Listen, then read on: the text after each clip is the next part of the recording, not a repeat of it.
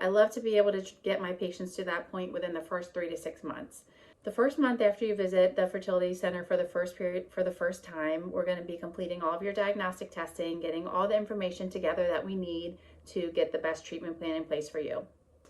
After that, depending upon what we find, you might get started with treatment like intrauterine insemination or IUI.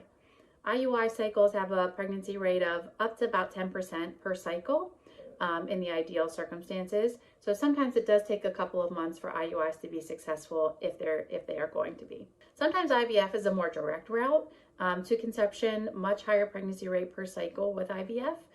We have the ability to do genetic screening of each individual embryo and find the embryo that has the highest potential to create an ongoing pregnancy.